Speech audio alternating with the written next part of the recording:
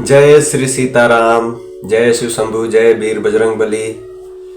उम्मीद है आप सब अच्छे होंगे और प्रभु श्री राघवेंद्र शिव शंकर जी से, हनुमान जी से मैं निरंतर प्रार्थना करूंगा कि वो आपके और आपके समस्त परिवार पे, आपके परिवार में जितने भी हैं सभी सदस्यों पे महादेव अपनी सदैव कृपा बरसाते रहें और श्री राघवेंद्र जो अकारण करुणा वरुणालय है वो अपनी ममता, दया, दृष्टि सदैव आपके परिवार पे बनाए रखें और हनुमान जी आपके सारे कष्टों का निवारण करते रहें।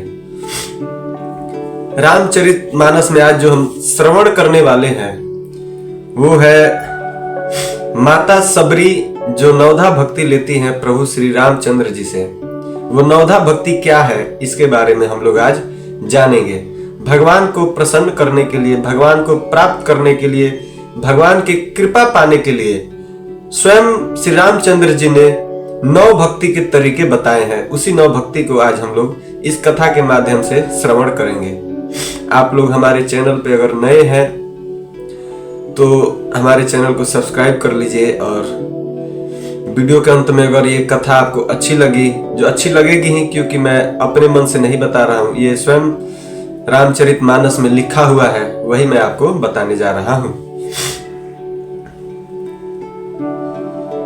प्रभु श्री रामचंद्र जी सबरी के आश्रम में पधारते हैं। तब सबरी जी ने श्री रामचंद्र जी को घर में आए देखा।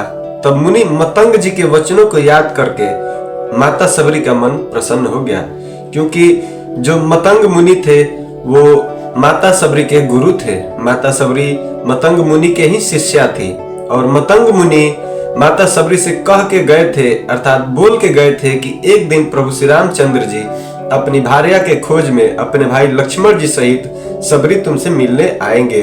और जब यही सबरी माता देखती है प्रभु राम को तो उनको मतंग ऋषि का बात याद आ जाता है।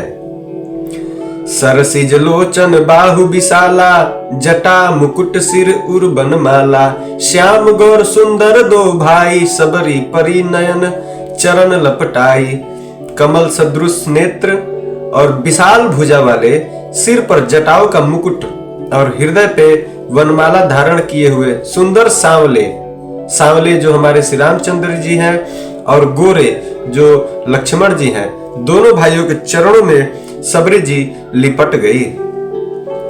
प्रेम मगन मुख बचन न आवा, पुनि पुनि पद सरोज सिरुनावा। सादर जल ले चरण पखारे, पुनि सुंदर आसन बैठारे। माता सबरी प्रेम में मग्न हो गई। माता सबरी के मुख से वचन नहीं निकलता है, बार बार चरण कमलों पे सिर नवा रही है। फिर उन्होंने जल देकर आदर पूर्वक दोनों भाइयों के चरण धोए और फिर उन्हें सुंदर आसनों पे माता सबरी जी ने बैठाया। माता सबरी उन्होंने अत्यंत रसीले और स्वादिष्ट कंद, मूल और फल लाकर श्री रामचंद्र जी को दिए। प्रभु ने बार बार प्रशंसा करके उन्हें प्रेम सहित खाया उन फल को। फिर वे हाथ जोड़कर आगे खड़ी हो गई। प्रभु को देखकर उनका प्रेम अत्यंत बढ़ गया और उन्होंने कहा, मैं किस प्रकार आपकी स्तुति करूं प्रभु। मैं नीच जाति की हूं और अत्यंत मूढ़ बुद्धि की भी हूं। अधम ते अधम अधम अति नारी, तिन मह मैं मतिमंद अघारी। कह रघुपत सुन भामिनी बाता, मानव एक भगति करनाता। जो अधम से भी अधम है स्त्रियां, उनमें भी अत्यंत अधम है और उनमें भी है पापनाशन, मैं मंद बुद्धि हूँ। श्री रघुनाथ जी फिर कहते हैं, हे भामिनी मेरी बात सुन लो। मैं तो केवल एक भक्ति का ही संबंध मानता हूँ और मैं कोई नीच ऊंच जाति का संबंध नहीं मानता। मैं एक ही संबंध मानता हूँ और वो है भक्ति की, वो है भाव की। जाति पाति कुल धर्म बड़ाई, धन बल परिजन गुण चतुराई। भगतिहीन नर सोई कैसा, बिनु जल बारिद देखिए कैसा। प्रभु श्री रामचंद्र जी कहते हैं, जाति पाति कुल धर्म बड़ाई, धन बल कुटुंब गुण और चतुरता, इन सबके होने पर भी भक्ति से रहित मनुष्य कैसा लगता है, जैसे जलहीन बादल अर्थात शोभाहीन दिखाई पड़ता है। मैं तुझसे अब अपनी नवधा भक्ति कहता हूँ, तू सावधान होकर माता सुन और मन में धारण कर। पहली भक्ति है संतों का सत्संग, दूसरी भक्ति है मेरे कथा प्रसंग में प्रेम। देखिए दो भक्ति कही। प्रथम भगति संतन कर संगा, दूसरी रति मम कथा पसंगा। पहला भक्ति है कि संतों का संगम करना चाहिए, और दूसरा भक्ति प्रभु के कथा प्रसंग में प्रेम होना चाहिए। जो मैं आज एक कथा कह रहा हूं, अगर ये कथा सुनने की आपके अंदर इच्छा है तो समझ जाइए दूसरी भक्ति, प्रभु की जो नौधा भक्ति है उसमें से दूसरी भक्ति आपके अंदर है।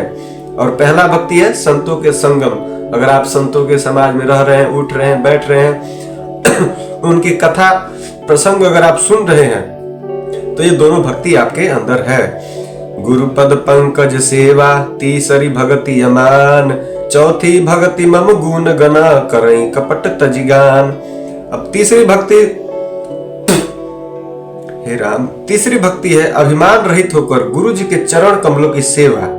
अर्थात तीसरी भक्ति है कि आपके जीवन में जो भी गुरु है उनका सेवा आप निरंतर करते रहिए, उससे भी प्रभु प्रसन्न होते हैं। और चौथी भक्ति यह है कि कपट छोड़कर मेरे गुण समूह का गान करें। अर्थात चौथी भक्ति कपट छोड़ दीजिए और प्रभु के गुणों के जो समूह है उनका गान करिए। मंत्र जाप मण रूढ़ विश्वासा, पंचम भजन सुवेद प्रकाशा, छठ दम शील विरति बहुकर्मा, निरत निरंतर सज्जन धर्मा। पांचवा मंत्र मेरे राम का मंत्र जाप और मुझ में दृढ़ विश्वास, यह पांचवी भक्ति है जो वेदों में प्रसिद्ध है। छठी भक्ति है इंद्रियों का निग्रह, अर्थात अच्छा स्वभाव या अच्छा चरित्र हो, बहुत कार्यों से वैराग्य और निरंतर पुरुषों के धर्म आचरण में लगे रहना।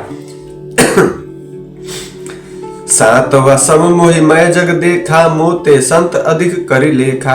आठवां जथा लाभ संतोषा, सपने हो नहीं देखई पर दोषा। अब सातवां और आठवां भक्ति क्या है ये प्रभु बताते हैं। सातवीं भक्ति यह है कि जगत भर को समभाव से मुझ में ओतप्रोत राममय देखना चाहिए और संतों को मुझसे भी अधिक करके मानना चाहिए। आठवीं भक्ति है जो कुछ मिल जाए उसी में संतोष करना और स्वप्न में भी पराये दोषों को नहीं देखना। 8 भक्ति हो गई। अब 9वां देखिए। नवम सरल सब सन छल हीना, मम भरोसे ही हरस न दीना। नव महु एक जिनके होई, नारी पुरुष चराचर कोई। 9वीं भक्ति है सरलता और सबके साथ कपट रहित बर्ताव करना, हृदय में मेरा भरोसा रखना और किसी भी अवस्था में हर्ष और दैन्य अर्थात विषाद नहीं होना। इन 9 में जिनके एक भी होती है वह स्त्री पुरुष जड़ चेतन कोई भी हो, इन 9 में से अगर एक भी है, सोई अतिशय प्रिय भामिनी मोरे, सकल प्रकार भगति ढूढ़ तोरे। जोगी वृंद दुर्लभ गति जोई, तो कहूँ आज सुलभ भई सोई। हे भामिनी, मुझ में वही अत्यंत प्रिय है, फिर तुझ में तो सभी प्रकार की भक्ति दृढ़ है। अतएव हे गति योगियों की दुर्लभ है, वह आज तेरे लिए सुलभ हो गई माता। ऐसे श्री रामचंद्र जी 9वां भक्ति बता के माता को कह रहे हैं कि ये जो भक्ति सारे तेरे में है, किसी एक में भी होता है तो मैं उस पर प्रसन्न हो जाता हूँ, लेकिन ये 9 के 9 भक्ति तेरे अंदर है और ये जो भक्ति है 9वीं ये योगियों को भी दुर्लभ है, आज वही तेरे लिए सुलभ हो गई माता। मेरे दर्शन का परम अनुपम फल यह है कि जीव अपने सहज स्वरूप को प्राप्त हो जाता है। हे बामनी, यदि तू गजगामिनी जानकी की कुछ खबर जानती हो तो बता दे माता। अब प्रभु श्री रामचंद्र जी सबरी माता से पूछते हैं कि अगर तू मेरी जानकी जी की कुछ खबर जानती हो तो बता दो। माता सबरी ने कहा, पंपा सरहि जाहु रघुराई, तह होई सुग्रीव मिताई। सो सब कहीं देव रघुबीरा, जानत हूँ पूछऊं मति धीरा। माता सबरी कहती है कि हे रघुनाथ जी, आप पंपा नामक सरोवर को जाइए, वहां आपकी सुग्रीव से मित्रता होगी। हे देव, हे रघुवीर, वह सब हाल बताओगा। हे धीर बुद्धि, आप सब जानते हुए भी मुझसे पूछते हैं। बार बार प्रभु के चरणों में सिर नवाकर प्रेम सहित उसने सब कथा सुनाई। कही कथा सकल बिलो की हरि मुख, हृदय पद पंकज धरे। तजि जोग पावक देह धरि, पद लीन भई जह नीर फिरे। नर विविधि कर्म अधर्म, बहुमत शोक प्रद सब त्यागहु। विश्वास करि कह दास, तुलसी राम पद अनुरागहु। सब कथा कहकर भगवान के मुख के दर्शन कर हृदय में उनके चरण कमलों को धारण कर लिया माता ने, और योगाग्नि से देह को त्याग कर अर्थात योग अग्नि में जलाकर वह दुर्लभ हरिपद में लीन हो गई माता, जहां से लौटना नहीं होता है। तुलसीदास जी कहते हैं, अनेकों प्रकार के कर्म, अधर्म और बहुत से मत, ये सब शोकप्रद है। हे मनुष्यों, इनका त्याग कर दो और विश्वास करके श्री रामचंद्र जी के चरणों में प्रेम करो। ये तुलसी जी महाराज कहते हैं। जो नीच जाति की पापों की जन्मभूमि थी, ऐसी स्त्री को भी जिन्होंने मुक्त कर दिया। अरे महादुर्बुद्धि मन, तू ऐसे प्रभु को भूल कर सुख चाहता है। श्री रामचंद्र जी ने उस वन को छोड़ दिया और वे आगे चले।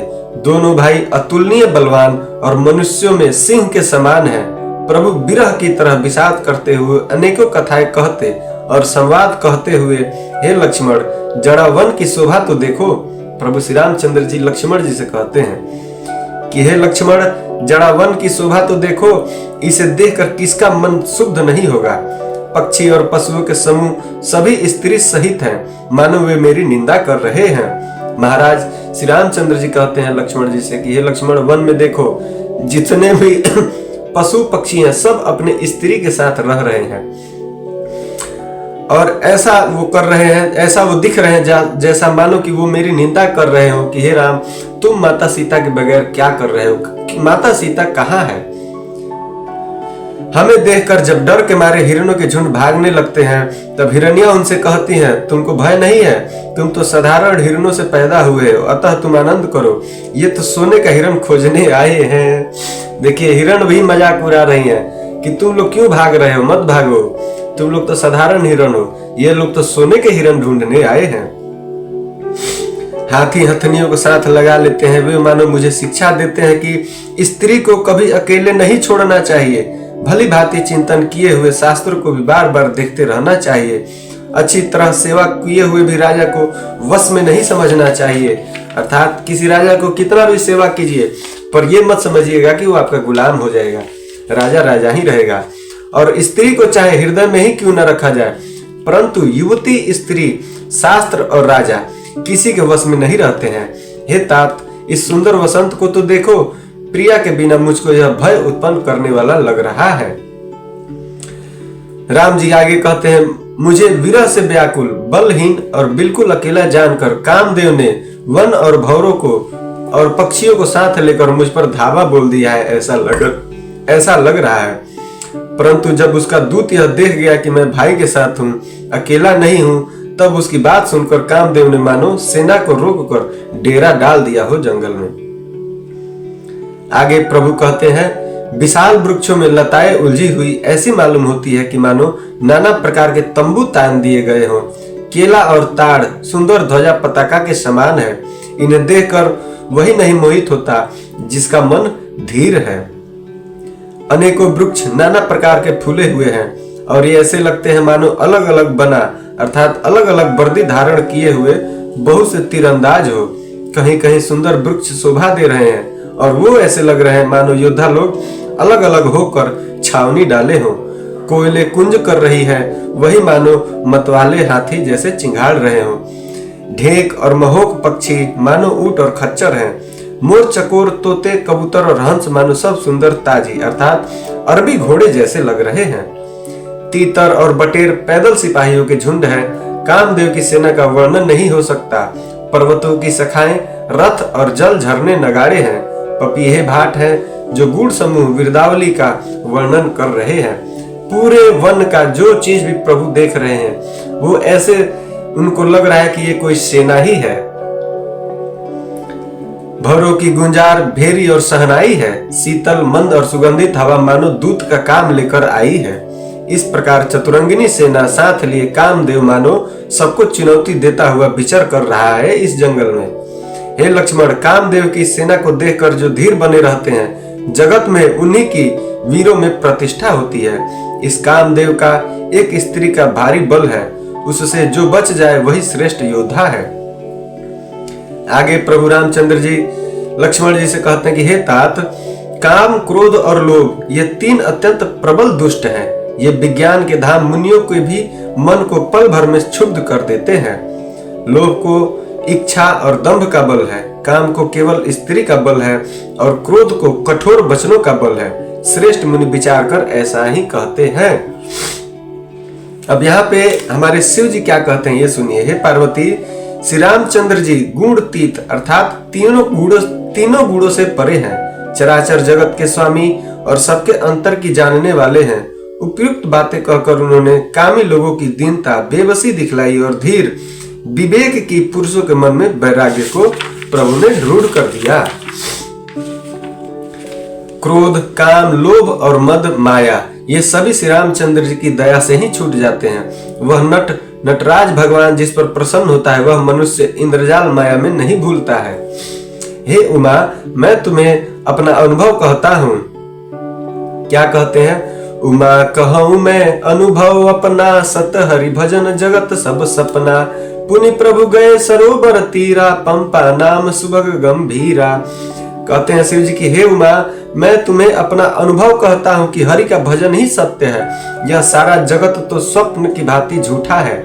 फिर प्रभु श्री रामचंद्र जी आगे पंपा नामक सुंदर और गहरे सरोवर के तीर पर चले गए। इस कथा में हम दो चीज सुने कि नवधा भक्ति हम लोग समझ गए कि 9 प्रकार की श्री रामचंद्र जी स्वयं बताते हैं माता सबरी से कि 9 प्रकार की भक्ति है। उसमें से एक भी अगर मनुष्य के अंदर, हमारे अंदर, आपके अंदर हो तो प्रभु हम पे अवश्य ही प्रसन्न होते हैं। और माता में तो 9 की 9 भक्ति थी। दूसरा, शिव जी कहते हैं कि यह संसार है, यह सब झूठा है। और शिव जी अपने अनुभव से कहते हैं कि उमा कहूं मैं अनुभव अपना, सत हरि भजन बाकी सब सपना। अर्थात शिव जी कहते हैं कि अगर इस धरती पे, इस कली काल में अगर सत्य है तो सिर्फ वो है कि भजन करो श्री रामचंद्र जी का, जितना हो सके उतना सीताराम का भजन करें। उसके बाद जो चीज भी हमें दिखाई देता है, एक दिन हम इस सब को छोड़ के मरेंगे और ऊपर हम लोग जाएंगे। हमारे साथ अगर जाएगा तो वही भजन और नवधा भक्ति के जो भी हमारे कर्म होंगे वही हमारे साथ जाएगा। इसलिए शिव जी कहते हैं कि यह पूरा संसार सिर्फ झूठा है, एक सपना है। सच्चाई यही है कि जितना हो सके प्रभु का भजन करो, यही अंत में हमारे साथ जाएगा और हमारे बुरे कर्मों को यही काटेगा और हमें परम पद दिलाएगा और जन्म मरण से भी हमें छुटकारा दिलाएगा। इसलिए जीवन में जितना हो सके भजन कीजिए। उसके बाद से जो नवधा भक्ति है, 9 प्रकार की भक्ति प्रभु ने बताई है, उसमें से कम एक भी भक्ति अगर हम लोग पकड़ ले तो हमारा कल्याण होना निश्चित है। उसी नवधा भक्ति में कथा प्रसंग है जो मैं आपके साथ कथा और प्रसंग कर रहा हूँ। इसको भी आप लोग सुने और समय मिले तो इसे पढ़ने की भी कोशिश करें। यही आज की कथा में ये दोनों है। अगर आपको अच्छी लगी हो तो कमेंट में जय श्री सीताराम, जय हनुमान जी, जय शिव शंकर भोलेनाथ जरूर लिखें। और हमारे इस चैनल को अगर आपने सब्सक्राइब नहीं किया है तो हरि की इच्छा हो तो आप लोग सब्सक्राइब कर दें, अन्यथा नहीं कर रहे हैं तब भी सीताराम कर दीजिएगा, तब भी सीताराम। जय श्री